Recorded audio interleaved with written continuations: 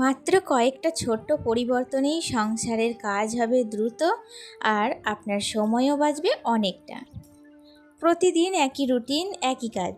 কখনো কখনো সংসারের কাজগুলো খুব একঘেয়ে লাগতেই পারে, কিন্তু আমি চেষ্টা করি কাজগুলো একটু নতুনভাবে করতে। যেমন সকালে ঘুম থেকে উঠেই ছোট ছোট কাজগুলো একসাথে শেষ করে ফেলা।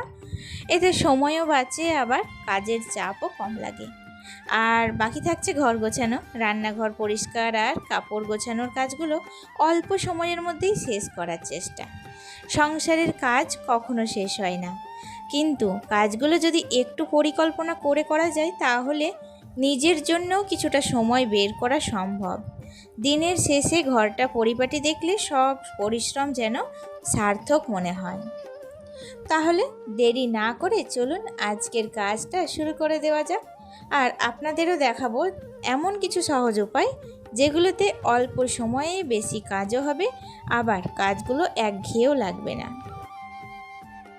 নমস্কার, কেমন আছো সবাই? আশা করি সবাই খুব ভালো আছো, আর আমরাও বেশ ভালো আছি। আমি সুমি। আজকে আমার আরও একটি নতুন ব্লগেই তোমাদের অনেক অনেক স্বাগত জানাই। কয়েকদিন ঠান্ডার সময় যাওয়ার পর আজ কিন্তু আবার ভীষণ একটু গরম ধরেছে। আর কি বলতো, এই গরমের সময় সব থেকে সহজ উপায় যেটা হচ্ছে যে তাড়াতাড়ি কাজ সেরে ফেলা। এটা হচ্ছে আমার প্রথম টিপস।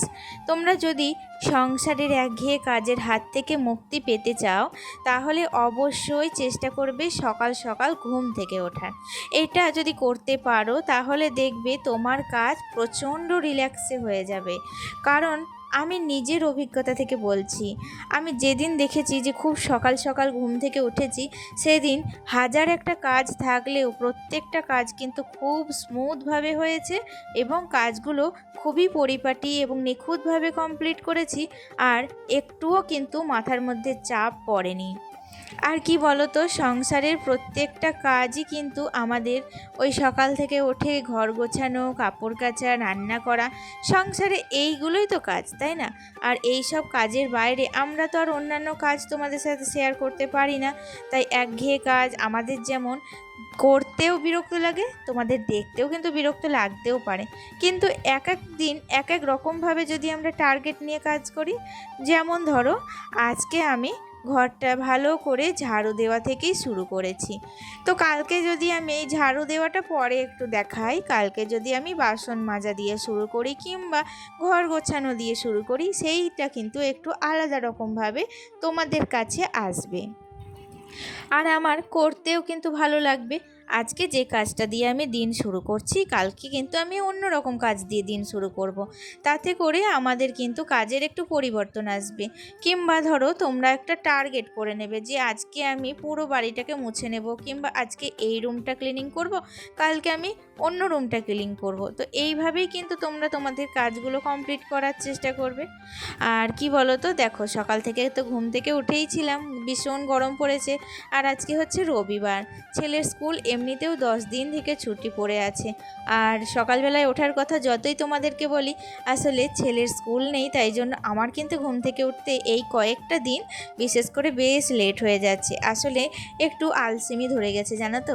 আর ছেলের স্কুল থাকে তো তখন কিন্তু সকাল সকাল ঘুম থেকে উঠতে হয়, একটা তাড়াহুড়োর মধ্যে থাকি, একটা চাপের মধ্যে থাকি।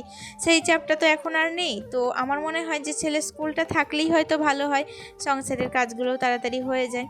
যাই হোক, কাল বাদ পরশু থেকে কিন্তু স্কুলটা আবার শুরু হবে, আর আমি কিন্তু সেই আগের রুটিনে আবার ফিরে আসব। যাই হোক, দেখো আজকে না আমি কিন্তু একটা টার্গেট নিয়েছি যে আজকে রান্না বান্না থেকে নিজেকেই ছুটি দিয়েছি। আজ যেহেতু রবিবার, আমি কিন্তু ফুল অন এনার্জি নিয়ে সংসারের বাকি যে অন্যান্য কাজ যেগুলো ধরো প্রত্যেক দিন করা সম্ভব হয় না, একটু ডাস্টিং, ক্লিনিং বা একটু ঝুলঝাড়ার কাজ, সেগুলোই কিন্তু আজকে করব। দেখো বাড়িঘর কিন্তু হচ্ছে যত্নশীল, সেটাকে যত তুমি যত্ন করবে সেটা কিন্তু দিনের পর দিন তত তোমাকে ফিরিয়ে দেবে সেই যত্নটা।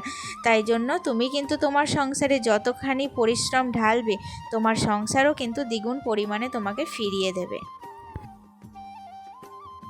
সোফাটাকে আবার কিন্তু বারান্দার কর্নারে লাগিয়ে দিয়েছি। কারণ আছে জানো তো, কী কারণ বলো তো?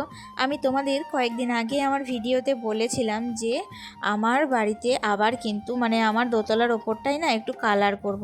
কালার ঠিক না, পুটি করব। তো পুটিটা মানে আস্তে আস্তে কমপ্লিট করার চেষ্টা করছি, একটা একটা করে রুম করব।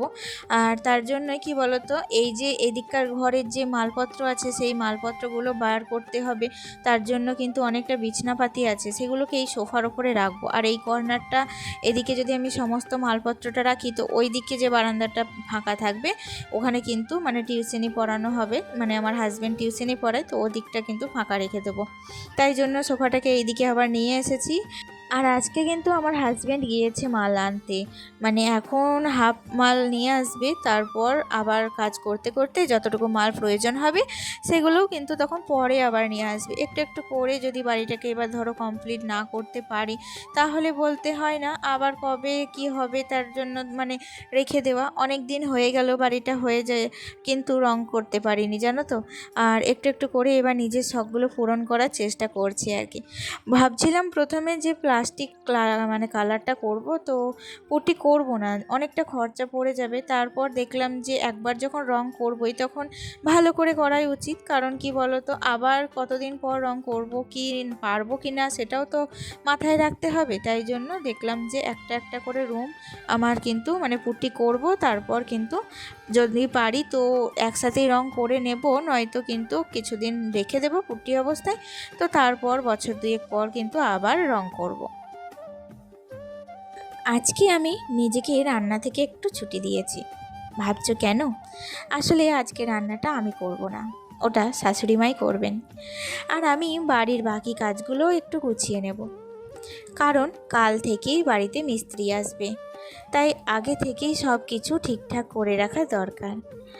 আর একটা কথা তোমাদের সাথে শেয়ার করি, সংসারের একঘেয়ে কাজগুলোকে সহজ করার জন্য আমি একটা ছোট্ট নিয়ম মেনে চলি।